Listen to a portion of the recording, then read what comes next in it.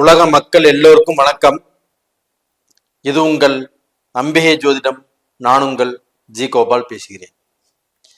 இன்னைக்கு நான் பேசக்கூடிய தலைப்பு என்னன்னா, நவ கிரகங்களில் செவ்வாய் பகவானுடைய பெயர்ச்சி. இந்த செவ்வாய் ஆகப்பட்டது மீன ராசியிலிருந்து பெயர்ச்சியாகி மேச ராசிக்கு வர்றாங்க. எப்ப வர்றாங்கன்னா, ஜூன் மாதம் 1ஆம் தேதி பெயர்ச்சியாகி ஜூலை மாதம் 12ஆம் தேதி வரைக்கும் அங்கே இருப்பாங்க. அப்ப இந்த செவ்வாய் பகவானுடைய பெயர்ச்சி மகர ராசிக்காரங்களுக்கு எந்த விதமான பலனை கொடுக்கவிருக்கிறது அப்படிங்கிறத பத்தி தான் இப்ப இந்த பதிவில் நான் பார்க்க போறோம். செவ்வாய் அப்படின்னாவே ரத்தத்துக்கு காரகன், சகோதர சகோதரிகளுக்கு காரகன், பூமி காரகன். ஒரு பெண்ணுக்கு கணவனை குறிக்கக்கூடிய கிரகமும் செவ்வாய் தான். இத்தனை காரகத்துவங்களை பெற்றதால் தான் செவ்வாய்க்கு ஒரு நல்ல அந்தஸ்து கிரகங்களில் இருக்கிறது. அப்ப அந்த செவ்வாய் பெயர்ச்சி ஆகப்பட்டது எப்படி இருக்கும் மகர ராசிக்காரங்களுக்கு? மகர ராசிக்காரங்களுக்கு 4-11 கூடிய கிரகம் செவ்வாய் பகவான். அப்ப இந்த செவ்வாய் பகவான் ஆகப்பட்டது 4ஆம் இடத்து அதிபதி, 4ஆம் இடத்தில் ஆட்சி. அதுபோக இந்த செவ்வாய் பகவான் மகரத்துல உச்சமாக கூடிய கிரகம். அப்ப 4ஆம் இடத்துல 4ஆம் இடத்து அதிபதி அந்த செவ்வாய் ஆட்சி பெறுவதால் மகர ராசிக்காரங்களுக்கு எந்த விதமான பலன் நடக்கும் அப்படின்னா, இப்ப இதற்கு முன்னாண்ட சனியினுடைய பிடியில நீங்க இருக்கிறீங்க மகர ராசிக்காரங்க. அப்ப சனியினுடைய பிடியில் நீங்க இருக்கிறீங்கன்னா, கண்டிப்பாக இந்த காலகட்டத்துல நீங்க ஒரு 6.5 வருஷ காலங்கள் ஆகப்பட்டது என்ன பிரச்சனைகளை அனுபவிக்கணுமோ, எந்த விதமான சோதனைகளை நீங்க படணுமோ, எந்த மாதிரியான குழப்பத்துக்கு ஆளாகணுமோ, எல்லா விஷயங்களும் நடந்து போச்சு. அதாவது இப்ப நீங்க எப்படின்னா, ஒரு நீர்மூழ்கி கப்பல் மாதிரி நீங்க மூழ்கி போயிட்டீங்க அப்படின்னு நினைக்கிறவங்க தான் 100க்கு 90 பேர். அப்ப இவன் எந்திரிக்க மாட்டான், இவன் முடிஞ்சு போயிட்டா, இவனால ஒண்ணும் முடியாது, இனிமே அந்த இடத்துல நாம தான் ராஜா, இவன் வர முடியாது. அப்ப நீங்க இருக்கிற இடத்துக்கு, நீங்க இருக்கக்கூடிய பதவிக்கும் வேற ஆள் தயாராயிட்டு இருக்கிறாங்க.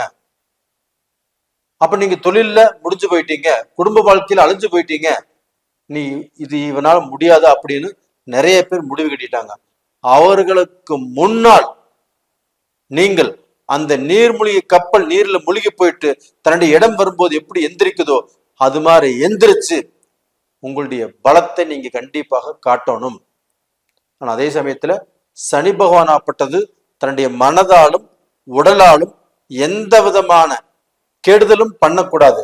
அப்படி மகர ராசிக்காரர்கள் பண்ணினீங்கன்னா கண்டிப்பாக நீங்க மாட்டிக்குவீங்க. அப்ப அந்த மகர ராசிக்காரங்கள் இந்த 7 சனியில மட்டும் இல்ல, மகர ராசியில பிறந்த உங்களுக்கு வாழ்நாள் ஆரம்பத்திலிருந்து முடிவு காலம் வரைக்கும் நீங்கள் தவறான வழியில போனால் கண்டிப்பாக மாட்டிக்குவீங்க. அப்போ இந்த பீரியட்ல ரொம்ப கவனமாக இருக்கக்கூடிய காலகட்டம். அப்ப இந்த காலகட்டத்துல மனதை சிதற விடாமல், தவறான பாதையில மனம் செல்வதற்கு இடம் கொடுக்காமல், தவறான விஷயங்களை ஆசைப்படாமல் இருக்கணும். அப்ப அதுக்குத்தான் இப்ப இந்த செவ்வாய் பகவானுடைய பெயர்ச்சி உங்களுக்கு நடந்திருக்குது. செவ்வாய் பகவான் உங்களுடைய ராசியிலே உச்சம் பெற்ற கிரகம். உங்களுக்கு 4ஆம் இடத்து அதிபதியும் 11ஆம் இடத்து அதிபதியும் செவ்வாய் தான். அப்ப இந்த செவ்வாய் பகவானால கண்டிப்பாக உங்களுக்கு 7 சனி எவ்வளவு கஷ்டத்தை கொடுத்தாலும் அந்த கஷ்டத்திலிருந்து நீங்க விடுதலை ஆவதற்கு, அந்த சனி பகவான் கொடுக்கக்கூடிய கஷ்டம் உங்களை பாதிக்காத வண்ணம் உங்களை ஒரு அரண் மாதிரி பாதுகாத்து கொள்ளக்கூடிய ஒரு கிரகம் தான் செவ்வாய் பகவான். அப்ப இந்த செவ்வாய் பகவானால கண்டிப்பாக நீங்கள் போகக்கூடிய பாதை கிளியராக இருக்கும்.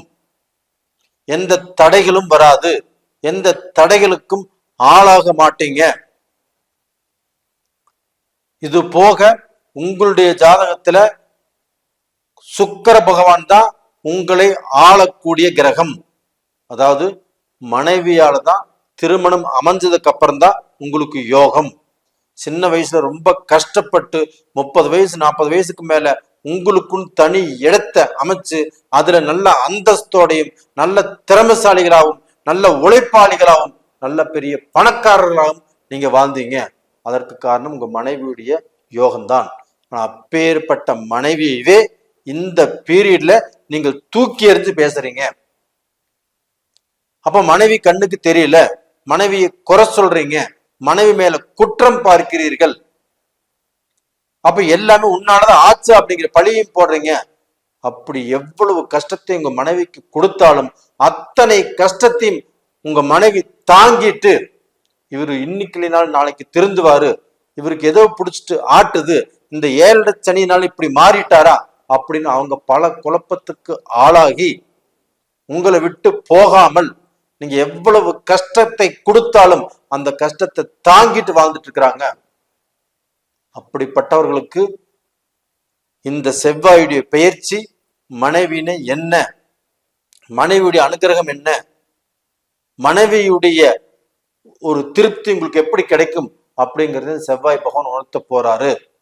அப்ப இதன் மூலியமாக கணவன் மனைவி அந்யோன்யமாக வாழ முடியும், சந்தோஷமாக வாழ முடியும். பிரிவோ பிரச்சனையோ பிரிஞ்சு போகக்கூடிய சூழ்நிலையில வந்திருந்தாலும் அதை எல்லாத்தையுமே மீறி 2 பேர் ஒன்று சேர்ந்து சந்தோஷமாக வாழக்கூடிய அளவுக்கு வாய்ப்பு இருக்குது. அந்த சுக்கிர பகவான் இப்ப உங்களுக்கு நல்ல சாதகமான சூழ்நிலையில் இருக்கிறாரு. அப்ப உங்களுக்கு கஷ்டத்தை கொடுக்க மாட்டாரு, உங்களுக்கு கஷ்டமான வழியில போற விட மாட்டாரு, உங்களை பார்க்க போனா தூக்கி நிறுத்துவாரு. இது போக அந்த குரு பகவானுடைய பார்வை, அந்த குரு பகவானுடைய பெயர்ச்சி, அந்த குரு பகவானும் உங்களுடைய ராசியவே பார்க்கிறாரு. அப்ப அந்த குரு பகவான் உங்களுடைய ராசியை பார்க்கும் போது உங்களுக்கு மனசுக்குள்ள தவறான சிந்தனைகள், தவறான எண்ணங்கள், தவறான வழியில போலாம் அப்படி நினைச்சிருந்தாலும் கண்டிப்பாக அந்த குரு பகவான் போறதுக்கு விடமாட்டாரு. அப்ப நீங்க நல்ல பாதையில தான் போவீங்க, கெட்ட பாதையில போகக்கூடிய எண்ணங்கள் கண்டிப்பாக உங்களுக்கு வராது.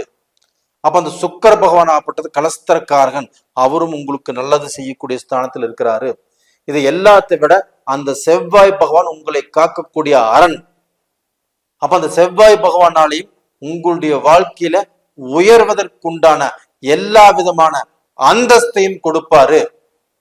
அப்ப ஸ்போர்ட்ஸ்ல நல்ல நிலைமைக்கு வருவீங்க, ஒரு யூனிஃபார்ம் சம்பந்தப்பட்ட தொழில நல்லா இருப்பீங்க, உங்களுடைய அந்தஸ்து மாறும், உங்களுடைய தகுதி மாறும், உங்களுடைய தலையெழுத்து இந்த பீரியட்ல மாறும். அப்ப இந்த பீரியட்ல சூரியனும் சனி பகவானும் ஒன்னா இருந்ததுனால அப்பா மகனுக்கு சில கருத்து வேறுபாடுகள் வரும். அப்ப அப்பா கண்ட மகனுக்காகாது, மகனை பார்த்தா அப்பாவுக்காகாது. அப்ப இது மாதிரி மனஸ்தாபங்கள் கண்டிப்பாக வரும். அதே சமயத்துல மக்களாகப்பட்டது நம்மளுடைய அப்பா எப்பவுமே இப்படி பேச மாட்டாரு, இப்படி பேசுறாருன்னா அவருக்கு ஏதோ டைம் சரியில்லை அப்படின்னு புரிஞ்சு நடந்துக்கணும். நம்ம அப்பா தானே, நம்மளை வளர்த்து ஆளாக்குனவர் தானே. நீங்க எங்கெங்கேயோ கை கட்டி நிக்கிறீங்க, எங்கெங்கேயோ நீங்க தாழ்ந்து போறீங்க, எங்கெங்கேயோ விட்டு கொடுத்து போறீங்க. அந்த விஷயத்த உங்க அப்பா கிட்ட காட்டுங்க, அப்பா கிட்ட விட்டு கொடுத்து போங்க, அப்பாவை அனுசரிச்சு போங்க. கண்டிப்பாக அப்பாவுடைய நிலைமை மாறும், கண்டிப்பா உங்க குடும்ப சந்தோஷத்துக்கு வரும், கண்டிப்பா நீங்க ஜெயிக்க போறீங்க, நீங்க எல்லாரும் நல்லா இருக்க போறீங்க.